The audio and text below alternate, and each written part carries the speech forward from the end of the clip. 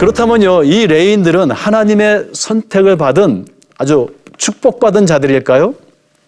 우리는 이 제사장을 생각할 때 여러분들 이게 그 성경을 그림으로 그린 거 보면요, 아주 고상하고 멋있는 사람으로 생각합니다. 그죠? 제사장에 보면 이렇게 화려한 옷을 입고 또 터빈을 쓰고요. 그리고 지성소로 멋지게 아주 고상하게 들어가는 그런 권력자, 그런 중보자로 생각합니다. 그렇지만 우리가 성경을 면밀히 이렇게 살펴보면요, 레위인들은 축복받은 자들이 아니고 저주받은 자들입니다. 여러분들, 제사장이 된다는 것은 여러 면에서 저주를 받은 것입니다. 이게 무슨 말인지 한번 살펴보겠습니다. 여러분들, 먼저 우리가 이 레위인이 저주받았다는 것을 이해하기 위해서는 야곱의 예언적 유언을 살펴봐야 됩니다. 야곱이 시므온과 레위를 묶어서 저주합니다. 시므온과 레위는 형제요, 그들의 칼은 폭력의 도구로다. 그들이 그들의 분노대로 사람을 죽이고 혈기대로 소의 발목 힘줄을 끊었음이로다. 그 노여움이 혹독하니 저주를 받을 것이요. 자, 보세요. 야곱이 지금 그 두 아들을 저주하고 있습니다. 분기가 맹렬하니 분노가 맹렬 저주를 받을 것이라. 내가 그들을 야곱 중에서 나누며 이스라엘 중에서 흩으리로다. 이러한 저주는요, 창세기 34장에 보면은 시므온과 레위가요, 그의 누이 동생 디나가 강간을 당하죠, 세겜에서. 그래서 그 강간 사건을 보복하기 위해서 세겜 왕을 속이고요, 그 성의 모든 남자들을 살해합니다. 근데 사실 야곱이 말렸을 거예요. 그러지 말라고. 내가 지금 이 겨우겨우 가나안 땅에 지금 와서 하란에서 여기까지 와가지고 이 세겜에 정착해야 되는데 이곳 사람들과 원만한 그런 관계를 가지고 살자고. 이 두 아들이 말을 듣지 않죠. 그들의 분노, 혈기, 노여움. 아마 이 두 아들은 칼도 잘 쓰고 아마 건장한 사람들 같아요. 그래서 세겜 사람들을 다 죽이고, 그로 인하여 야곱에게 화를 끼친 사건이 사건이 있는데요. 그로 인하여 야곱은 그것을 떠났어야 했습니다. 보면요, 저주받은 시몬과 레위. 그러면 과연 시몬과 레위는 저주를 받았는가? 우리가 이 시몬과 레위가 야곱의 유언대로 저주받은 것을 볼 수 있습니다. 먼저 우리가 한번 시몬을 살펴볼까요? 시몬은요, 야곱의 유언대로 그 첫 번째 인구 조사에서 약 59,300명의 20세 이상의 남자들이 있었는데, 두 번째 인구 조사를 살펴보면 22,000명으로 줄어든 것을 볼 수 있어요. 남자들의 수가 감소한 것이죠. 이러한 종족 숫자는요, 멸종에 가깝습니다. 이스라엘 공동체 안에서 또한 이 숫자는요, 그들의 낮은 사회정치적 신분을 반영합니다. 숫자가 많을수록, 유다는 7만 명이 넘죠. 거기에 비례해서 땅의 분배에 있어서 많은 땅을 차지하게 됩니다. 그런데 시므온 지파는 숫자가 이렇게 멸종에 가깝게 되기 때문에 그 안에서의 어떤 사회정치적인 신분이 낮아지는 것을 볼 수 있어요. 또한 우리가 이 민수기를 면밀하게 읽어보면은 시므온 지파는 계속 우상숭배와 배교의 한가운데 있는 것을 우리가 볼 수 있습니다. 40년 광야 진군 끝에 약속의 땅을 바라보는 그 시뜸에 이르러서 이 시므온의 지파 사람인 시므리가 이방 여인 미디안 여인 고수비와 장막에 들어가죠. 우상 숭배를 반영합니다. 그것을 보고 레위 지파하고 아론의 후손인 비느하스가 따라가서 그들을 죽입니다. 그 시므온의 자손이, 레위의 자손이 시므온의 자손을 죽이는, 그러한 형제가 형제를 죽이는 비극이 일어나죠. 끝내 가나안 정착을 우리가 보면요, 그 정착에 있어서 시므온 지파는 단독으로 분깃을 얻지 못합니다. 그리고 유다 자손의 기업 중에서 그냥 작은 땅을 얻게 되고요. 특별히 신명기에서 모세가 마지막으로 그 12지파를 축복하는데요, 시므온을 아주 제외해 버립니다. 시므온 지파는요, 훗날 야곱의 예언대로 남북으로 다 흩어져서 그 존재가 무의미해지는 것을 우리가 볼 수 있습니다. 그렇다면은 레위는 어떨까요? 우리는 오늘 지금 레위의 실체에 대해서 이야기하고 있는데 레위는 제사장이 됐죠. 그리고 우리는 언뜻 생각하기를 레위는 축복을 받았다 이렇게 생각하겠죠. 근데 분명히 레위는 시므온과 함께 저주받은 사람입니다. 그렇죠? 첫째는요. 인구 조사에서 제외되는 것을 볼 수 있습니다. 그런데 하나님께서 모세에게 12지파를 계수하는 데 있어서 그 계수의 목적 중에 하나는 뭐냐면요. 여러 번 말씀드렸지만 그 숫자에 비례해서 땅을 상속하게 하는 것입니다. 땅을 주는 것입니다. 분배하는 것입니다. 그런데 레위를 빼고요. 요셉의 두 아들, 그죠? 므낫세와 에브라임 두 아들을 합류시켜서 추가해서 12지파로 만들고요. 레위는 제외를 시킵니다. 즉 땅을 얻지 못하는 것이죠. 하나님의 땅의 약속, 그 분깃을 얻지 못합니다. 그러니까 얼마나 레위인들이 힘들었겠습니까? 생각을 해보십시오. 광야 40년 동안 가진 고난 속에서 지금 약속의 땅을 향해서 가는데요. 40년 후에 가봤자 이들은 아무 땅도 얻지 못하는 것입니다. 그러니 그게 저주받은 것이죠. 이 분깃을 얻지 못한다는 것은 저주를 반영합니다. 두 번째는 우리는 보통 제사장을 굉장히 미워하고 고상한 것으로 보는데 광야에서 제사장의 사역이라는 것은 너무 힘든 일입니다. 여러분들 그냥 혼자 가기도 힘든데 그들은 끊임없이 성막을 세우고 치고 또 이고 운반해야 합니다. 그리고 그들은 매일 제사를 지내야 되는데요. 여러분들 그 수십 마리 수백 마리의 희생 제물을 잡는 가운데 그 모든 동물의 피와 그리고 오물과 그죠? 그 모든 더러운 것들이 그들의 몸에 항상 있고요. 냄새가 나고요.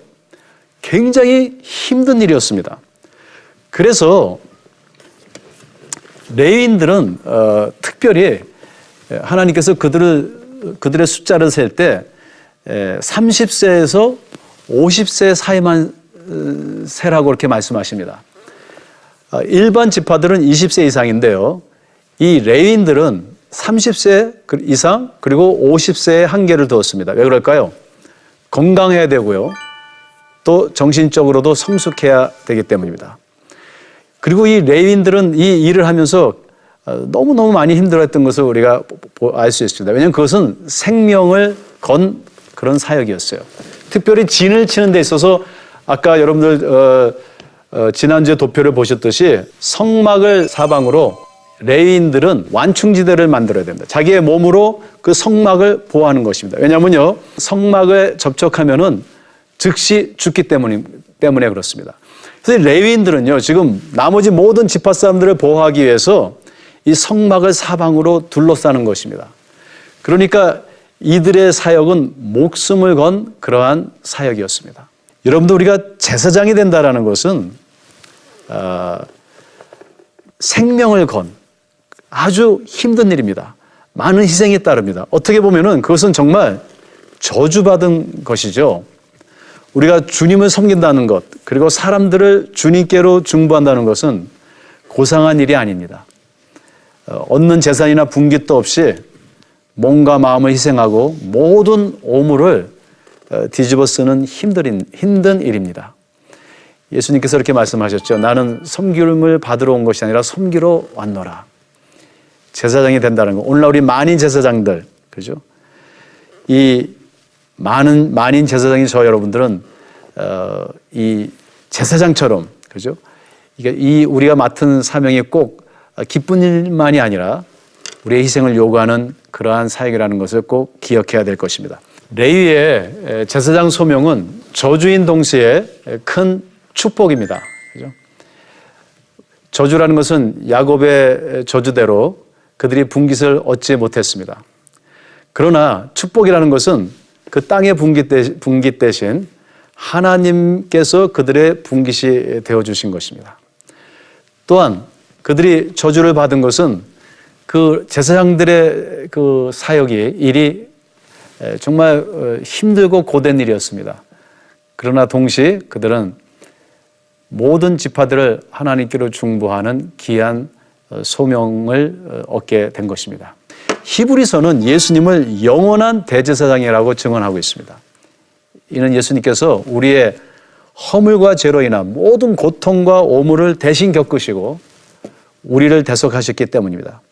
여러분들 우리 한번 예수님을 바라봅시다. 십자가에 달리신 예수님. 그분은 우리가 그 십자가를 바라볼 때 우리는 두 가지의 메시지를 얻게 됩니다. 그것은 저주입니다. 예수님께서 우리의 모든 죄를 지시고 십자가에 달리셔서 우리의 저주를 대신 받아주셨습니다.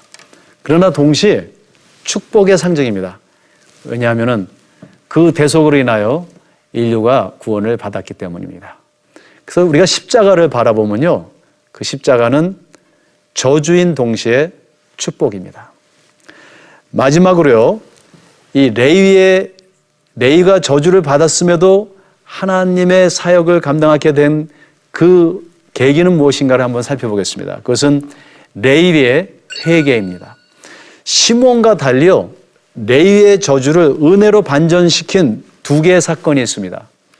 출애굽기는 레위의 열정이요, 그 금송아지 사건에서, 여러분들 금송아지 사건에서 레위가 그 금송아지를 숭배하지 아니하고 하나님의 공의를 세우는 하나님의 심판의 도구로 사용됩니다.